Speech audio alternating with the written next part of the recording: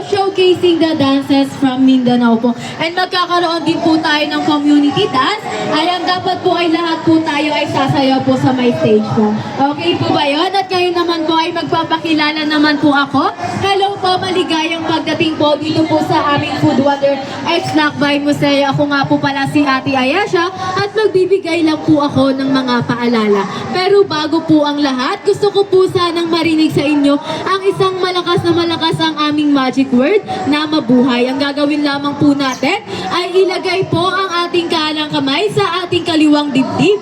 Ayan, sige nga po, gayahin niyo po ako. Ilagay po ang ating kanang kamay sa ating kaliwang dibdib at sabay-sabay po tayong sumigaw ng mabuhay as per the Department of Tourism or DOT in 3, 2, 1.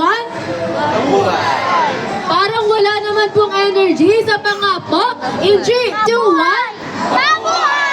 Okay po, at ngayon naman po ay magbibigay naman po ako ng mga paalala. Makinig po tayo ng mabuti. Una po is pakiingatan na lamang po ang inyong mga personal na gamit tulad po ng bags, cellphones, wallets, and IDs dahil po once po may nawala po sa inyong mga personal na gamit, hindi na po liable si Food Wonder. At para naman po sa mga art collection and art display, maaari nyo po itong hawakan at gamitin po as a props for taking pictures and videos po. Pero pakiingatan na lamang din po dahil po once po na nakasira po kayo, magbabayad po kayo ng penalty with a minimum 5,000 pesos po. At para naman po sa ating exciting part, ayan po, ready na po ba ang lahat? Yes. Hindi po halata. Okay po, ngayon pa ay meron po tayong dalawang entrance. Una po isang Ati-Atihan Festival po na slide po siya papasok.